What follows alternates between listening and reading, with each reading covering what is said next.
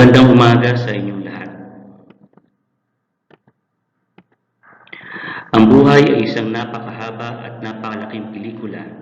May iba't ibang parte, ngunit manatiling iisa ang daloy.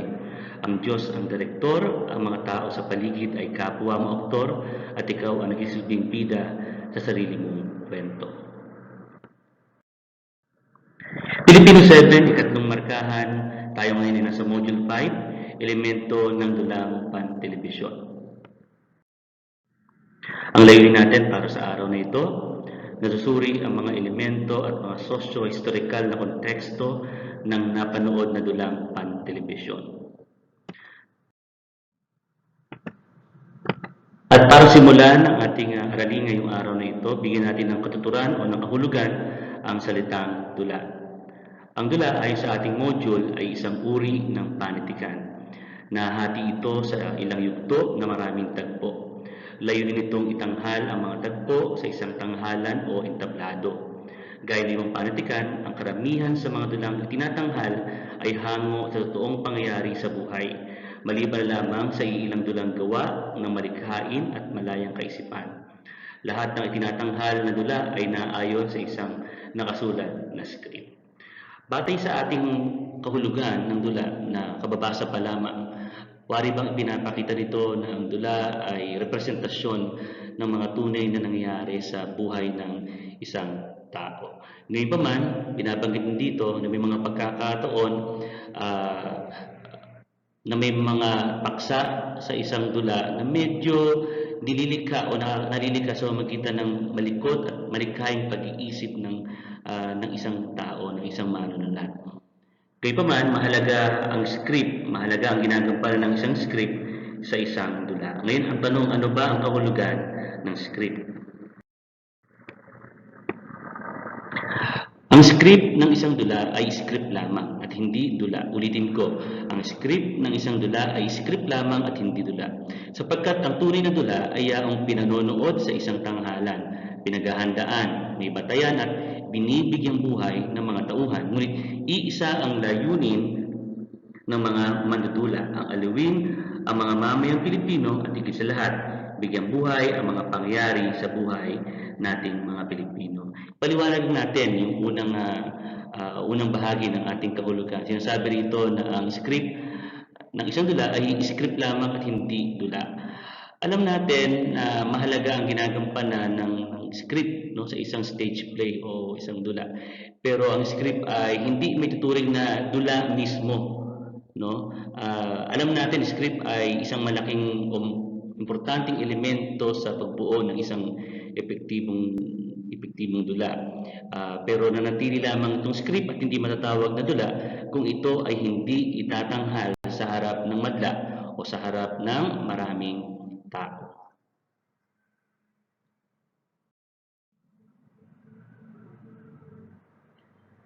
Pag-uusapan natin ang tungkol sa telebisyon dahil nga ang ating paksa para sa Module 5 ay dulang pantelebisyon. So pag-usapan naman natin ang kahulugan ng telebisyon.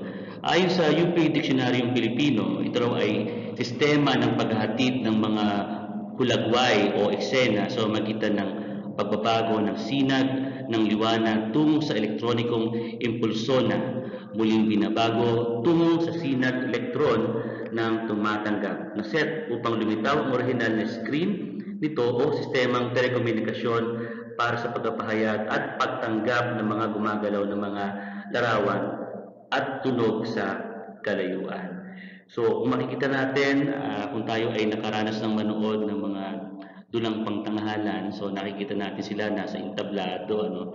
So parang ito yung ginagamit nilang lugar para maitanghal yung mga pangyayari sa buhay natin mga Pilipino o ng isang karaniwang tao. Gayunpaman, pag sinabi nating telebisyon, pumapasok dito yung salitang elektroniko. So pumapasok dito yung salitang technical, telekomunikasyon, makikita natin dito na gumagamit sila ng tinatawag nating teknolohiya para maihatid sa atin yung eksena. Okay, so magitan ng elektroniko o sabihin natin ng teknolohiya. Hindi katulad ng dula na ito yung papanood natin ng live o o sabihin natin na ito ay ginagawa real time. Samantalang sa telebisyon, ito ay pwedeng i-record, i-edit pa kung sakasakaling may pagkakamali. So ito naman yung kaibahan ng mga stage play o ng mga dula.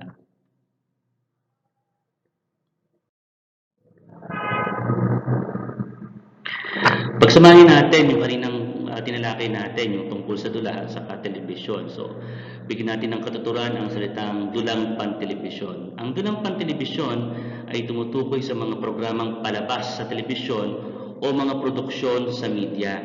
Inilalarawan nito ang mga damdamin, emosyon at pananaw ng mga tao sa partikular na bahagi ng kasaysayan ng isang lugar, tao, pook o pangyayari. Ang mga dulang pantelebisyon ay tunay ngang bahagi na ng buhay ng mga Pilipino dahil halos araw-araw itong napapanood. Ito rin ay patuloy na pinahalagahan at tinatangkilik nating mga manonood. So, ang kinaibahan lang ng dulang pantelebisyon, sabi ko nga kanina, no? So, gamit ang telebisyon, tayo ay nakakapanood, no, ng mga eksena o mga tagpo na maaari naglalarawan sa buhay natin sa araw-araw. So kadalasan nga sasabi dito ito raw ay talagang bahagi na ng buhay natin sapagkat ang telebisyon ay isa sa mga pinagkakalibangan natin. So halos lahat yata ng bahay o kabahayan ay meron na rin telebisyon at dahil nga sa nauuso, napapalaganap nito yung mga dula, no, na napapalabas nga sa ating mga TV. Ang galaw ng mga tao hinggil sa lipunan, kanilang kinabibilangan ay isang sosyo. So linawin lang natin. So pag sabi natin sosyo, ito yung galaw ng mga tao hinggil sa lipunan kanilang kinabibilangan. Okay? And then yung salitang historical naman o pangkasaysayan, ito ay ang ugnayan ng mga pangyayari na gaganap sa isang lahi o bansa. Kaya sa konteksto, kapag pinagsama natin ang socio-historical, malalaman natin ang buhay at paraan ng pamumuhay ng mga tao sa isang partikular na pangyayari na ganap sa isang lugar na nang lumaon ay naging isang kasaysayan. So sa madaling salita, pag sabi natin sosyo, ito yung ating pamumuhay, no, bilang isang tao sa isang lugar o kaya sa isang bansa o sa isang pamayanan. Kapag sinabi naman natin historical, may kinalaman ito doon sa mga pangyayaring naganap, no, naganap sa isang tao, naganap sa isang lahi o sa isang lipi. So ibig sabihin, socio-historical, yung paraan ng pakikipamuhay ng mga tao sa kapwa nila, gayon din yung mga pangyayaring naganap doon sa lugar kung saan sila naninirahan. Dahil nga doon ang pantelebisyon ng ating paksa, pag-usapan natin ang mga bahagi ng dula. So, meron tayong tatlong bahagi ng dula. So, yugto, tanghal, eksena, at tinatawag nating tagpo. So, ang yugto o tinatawag nating act ay katumbas ng kabanata sa nobela. Ito ang kabanatang paghahati ng dula. So kung ilalarawan o sabihin natin, ikukumpara natin ito sa isang nobela, ito yung pagkakahati-hati ng mga mahalagang mga pangyayari.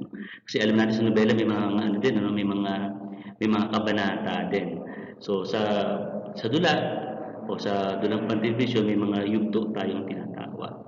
So pag sinabi naman nating tanghal eksena o yung bahagi ng dulang tinatawag na tanghal eksena o scene, ito ang bumubuo sa isang yugto.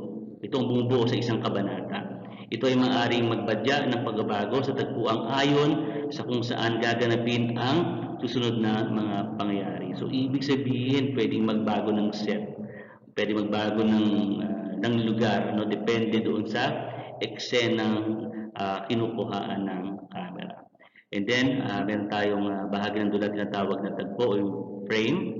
Ito ay yung paglabas at pagpasok ng kung sinong tauhan ang kinakailangan gumanap o gaganap doon sa eksena. So sana malinaw yung pagkakaiba ng yugto, ng haleksena at ng tagpo. Ngayon naman ay isa-isahin natin ang mga elemento ng dula. So, mahalaga ang mga elementong ito para maging epektibo ang isang dula o ang isang dulang pan-telebisyon. Siyempre, unahin natin yung script o yung nakasulat na dula. Ayon sa kahulugan sa ating module, ito ang pinakakaluluwa ng isang dula. Lahat ng bagay na isinasaalang-alang sa dula ay naayon sa isang script. Walang dula kapag walang script. Sa palagay ko, maaari namang magkaroon ng dula, yun nga lang hindi magiging maganda yung daloy ng mga pangyayari o ng storya o baka hindi makontrol yung oras ng pagpapalabas dahil kung wala kang script, wala kang gabay o wala kang susundan ng mga pagkakasunod ng mga pangyayari. Gayunpaman, ang pinakamaganda siguro sa kahulugan na ito, yung sinasabing pinakakaluluwa. Diba? Kapag ang tao namamatay, paniniwala natin, siyempre ay umaalis yung kaluluwa sa katawan. At kapag wala ng kaluluwa ang katawan, so may tuturing natin na ang tao ay patay na. So parang ganun din sa dula. So kung ito ang pinakakaluluwa ng dula, so ibig sabihin, ganun kahalaga ang script. Na kapag walang script, parang patay din ang dula. Sumunod, kinakailangan natin ng elemento ng tauhan o ng aktor. Ang mga aktor o gumaganap ang nagsasabuhay o kumikilos sa loob ng ating script. Sila ang bumibigkas ng mga dialogo, sila nagpapakita ng iba't ibang damdamin, sila rin ang pinapanood na tauhan sa dula. Mahalaga ang ginagampanan ng mga tauhang ito sapagkat sila ay nagbibigay buhay doon sa karakter na kanilang kumbaga pinoportray doon. So depende sa kung ano yung hinihingi ng eksena o ng script o ng storya. So doon nagkakaiba-iba doon sa mga gaganap o doon sa mga ginagampanan nilang mga papel. Pag sinabi naman natin banghay, tulad sa mga napag-aralan natin sa ibang mga akdang panitikan, kapag sinabi natin banghay, simple lang naman ito yung pagkakasunod-sunod ng mga pangyayari o ng mga kaganapan doon sa isang kwento. Pagdating naman sa dula, ito yung pagkakasunod-sunod ng mga pangyayari doon sa ating dulang pantelebisyon. Tagpuan, ano pong marino naman sa atin ito, no? Tulad ng napag-usapan na rin natin kasi ang tagpuan ay laging nagiging elemento ng mga akdang pammatika ng ating binabasa. So ano pong marino sa atin kapag sinabing tagpuan, ito yung lugar at panahon kung saan nagaganap ang mga pangyayari. Kasunod ang elemento ng dula na tinatawag nating pagderehe o yung natawag nating direktor. Ang direktor ang nagpapakahulugan sa isang script. Siya ang nag-interpret sa script mula sa pagpapasya sa itsura ng tagpuan, ng damit ng mga tauhan, hanggang sa paraan ng pagganap at pagbigkas ng mga tauhan ay dumidepende sa interpretasyon ng direktor sa script. Ang direktor ang isa sa mga kauna-unahang nakababasa ng script na ibinibigay ng scriptwriter sapagkat importante na ang direktor ay may malawak na kaalaman doon sa mga pangyayari sa script na yun sapagkat tulad nga ng sinabi natin sa ating kahulugan, siya ang nagpapasya sa halos lahat ng detalye ng isang dula mula sa itsura ng lugar, na paggaganapan, at maging doon mismo siyempre alam natin may pakialam ang direktor doon sa paraan ng pagganap o ng pag-arte ng isang artista. Gayunpaman, mahalaga na mabuo kaagad ang ideya kung paano ilalapat o sabihin natin maipapalabas sa isang telebisyon o sa isang dulang pantelebisyon ng script. Kaya importante na ang direktor ay may malalim na kaalaman sa script na ibinigay sa kanya. Ang direktor ang nagsisilbing piloto o driver ng dulang pantelebisyon.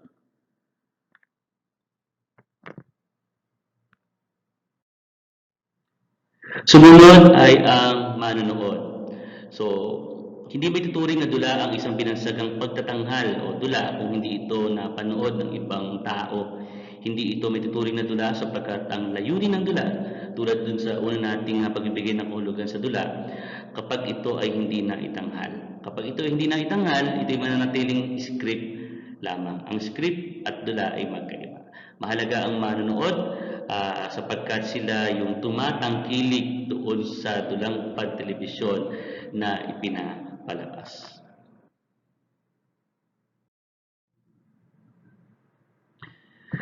Sunod ay ang epektong tunog o natawag nating sound effects.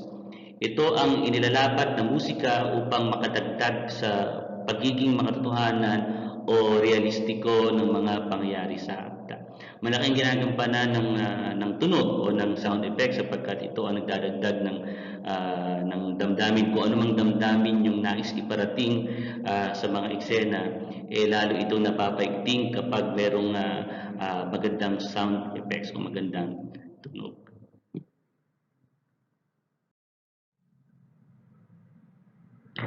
Dito nagtatapos ang unang bahagi ng pagtalakay natin sa Module 5 na may kinalaman sa paksang Dulang Pan Television. Maraming salamat sa inyong lahat hanggang sa muling pagkikita.